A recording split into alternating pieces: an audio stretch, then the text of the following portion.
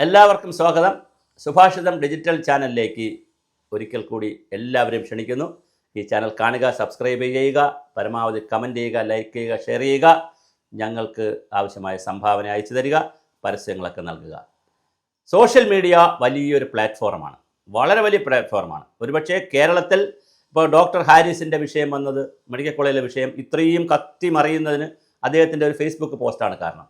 ഓരോരുത്തരുടെയും Facebook post, Facebook ഇന്ന് X, Facebook post, Instagram എന്നൊക്കെ പറയുന്നത് വളരെ വലുതാണ്, അതിന് വലിയ സാധ്യതയാണുള്ളത്. അതുപോലെ തന്നെ വാട്സപ്പൊക്കെ വളരെ വലിയ ശക്തമായ ടൂളാണ്. ആ നിലയിൽ സോഷ്യൽ മീഡിയ ഇങ്ങനെ വളരെ, ടെലഗ്രാം ഒക്കെ ഉണ്ട് നിറഞ്ഞു നിൽക്കുമ്പോൾ സോഷ്യൽ മീഡിയ വാർ റൂമൊക്കെ തുറക്കാറുണ്ട് എല്ലാ രാഷ്ട്രീയ പാർട്ടികൾക്കും. വാർ റൂം തുറന്നിട്ട് അവിടെ ഇരുന്നിട്ട് ആളുകളാണ് നല്ല പേരിലും ഫേക്ക് പേരിലുമൊക്കെ ആളുകളെ ഇങ്ങനെ ജനങ്ങളെ വല്ലാത്ത രീതിയിൽ കൊണ്ടുപോകും.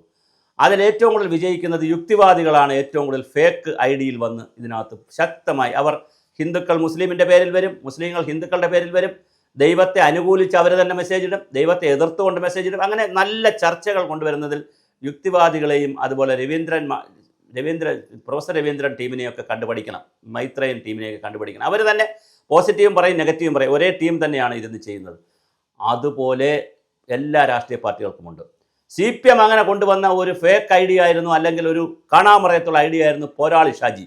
വലിയ വിപ്ലവം ഉണ്ടാക്കി കേരളത്തിൽ, ഇലക്ഷൻ സമയത്തൊക്കെ വലിയ വിപ്ലവം ഉണ്ടാക്കി. ഈ പോരാളി ഷാജിക്ക് ആവശ്യമായി എല്ലാം കൊടുത്തിരുന്നത് ഔദ്യോഗിക മീഡിയ ഗ്രൂപ്പ് തന്നെയായിരുന്നു. അത് മുഖ്യമന്ത്രി ആഫീസ് വരെ നീളുന്നു എന്നായിരുന്നു പറഞ്ഞിരുന്നത് അതിൻ്റെ നമ്മുടെ അലകൾ. കാരണം അവിടുത്തെ പ്രസ് മീഡിയക്കാരുമൊക്കെ അതിനകത്ത് ഉണ്ടായിരുന്നു. പക്ഷേ പോരാളി ഷാജി അവസാനം കൊണ്ട് തിരിഞ്ഞു, പാർട്ടിയിലെ ഗ്രൂപ്പ് പോരാളി ഷാജിയെ ബാധിച്ചു. പിന്നെ അവസാനം അത് പിന്നെ എന്താണ്, വേറെ ഒരുപാട് സംവിധാനങ്ങൾ വന്നു, പല ഗ്രൂപ്പായി. പോരാളി ഷാജിയുടെ തന്തയെന്നായി, പോരാളി ബോസായി, അങ്ങനെ പല പല ഗ്രൂപ്പുകളായി. ഞാൻ പറഞ്ഞു വരുന്നത്, CPM ഇങ്ങനെയൊക്കെ വന്നപ്പോൾ BJPയും വലിയ സോഷ്യൽ വാറും സോഷ്യൽ റൂമൊക്കെ തുറന്നു, മീഡിയ റൂമൊക്കെ തുറന്നു, അവരും ശക്തമായി രംഗത്ത് വന്നു. പിന്നെ ഹിന്ദു ഗ്രൂപ്പുകൾ, സംഘപരിവാർ ഗ്രൂപ്പുകൾ രംഗത്ത് വന്നു. ഇതെല്ലാം കൂടെ വന്നപ്പോൾ CPM പലപ്പോഴും പ്രതിരോധത്തിലായി. ആ സമയത്താണ് നമ്മുടെ നികേഷ് കുമാർ, റിപ്പോർട്ടഡ് ചാനലിൻ്റെ നേരത്തെ മേധാവിയായ CEO ആയിരുന്ന നികേഷ് കുമാർ ആ ചാനൽ പൂട്ടി. അപ്പോൾ ഒരാൾ ഒരു ചാനൽ നടത്തി പൂട്ടിപ്പോവുകയാണെങ്കിൽ പിന്നെ അയാൾ പരാജിതനാണ്. അപ്പോൾ പരാജിതനാണെങ്കിലും അദ്ദേഹം MP രാഘവൻ്റെ മകനാണ്. അദ്ദേഹത്തിൻ്റെ അച്ഛനെ പാർട്ടി പീഡിപ്പിച്ചതും ആ വെടിവെപ്പ്, കൂത്തുപറമ്പ് വെടിവെപ്പ് എല്ലാം നമുക്കറിയാം. അതൊക്കെ രാഷ്ട്രീയമാണ്, അതൊന്നും ഇവിടെ ചർച്ച ചെയ്യുന്നില്ല. എന്തായാലും നികേഷ് കുമാർ CPMലെത്തി, കണ്ണൂർ ജില്ലാ കമ്മിറ്റിയിൽ ഉൾപ്പെടുത്തി. എന്നിട്ട് അദ്ദേഹത്തെ AK സെൻറ്ററിലേക്ക് മാറ്റി മുഴുവൻ സമയ സോഷ്യൽ മീഡിയ കണ്ടൻറ്റിൻ്റെ ആ ഭാഗത്തിൻ്റെ ചുമതല കൊടുത്തു. വലിയൊരു ടീമിനെയും കൊടുത്തു. ഫുൾ ടൈം ആയതുകൊണ്ട് സാലറിയും ഉണ്ട്, ഒരുവിധം മാന്യമായ ശമ്പളമായിരിക്കും.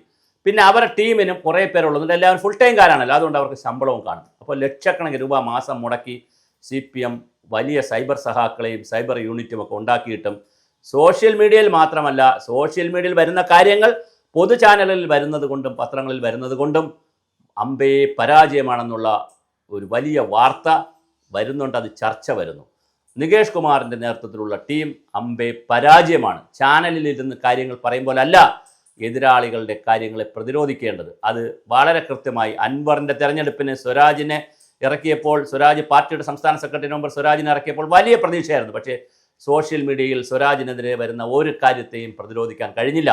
അൻവറിനെ പ്രതിരോധിക്കാൻ കഴിയില്ല. ഒരു വ്യക്തിയായ അൻവറിനെ പോലും സോഷ്യൽ മീഡിയയിൽ പ്രതിരോധിക്കാൻ കഴിഞ്ഞില്ല. അതുപോലെ തന്നെ ഓരോ കാര്യത്തിലും ഇപ്പോൾ ഗോവിന്ദമാഷിൻ്റെ അവസാനം എത്തി നിൽക്കുന്ന ഗോവിന്ദമാഷിൻ്റെ വിഷയത്തിലാകട്ടെ, മെഡിക്കൽ കോളേജിൻ്റെ ഡോക്ടർ ഹാരിസിൻ്റെ വിഷയത്തിലാകട്ടെ, കോട്ടയം മെഡിക്കൽ കോളേജിൽ ബിന്ദു മരിച്ച വിഷയമാകട്ടെ, മിഥുൻ എന്ന് പറയുന്ന കുട്ടി മരിച്ച വിദ്യാഭ്യാസ മേഖലയിൽ വിഷയമാവട്ടെ, ഏത് മേഖല വിഷയമായാലും സോഷ്യൽ മീഡിയ കത്തി നിറയുമ്പോൾ, അല്ലെങ്കിൽ അതിൽ ആളുകൾ ഇങ്ങനെ കുത്തി നിറഞ്ഞ് മറിയുമ്പോൾ, കടൽ പോലെ അല്ലെങ്കിൽ തിരയിളക്കമുള്ള നദികളും കടലുമൊക്കെ പോലെ വെള്ളം ഉയർന്നു പോകുന്ന സുനാമി പോലെ സോഷ്യൽ മീഡിയ ഉയർന്ന് പതഞ്ഞ് പൊങ്ങുമ്പോൾ അതിനെ പ്രതിരോധിക്കാൻ CPMന് കഴിഞ്ഞില്ല, പ്രത്യേകിച്ച് നികേഷ് കുമാറിന് കഴിഞ്ഞില്ല എന്നുള്ള വളരെ ഗുരുതരമായ ആരോപണമാണ് മുന്നോട്ട് വന്നിരിക്കുന്നത്.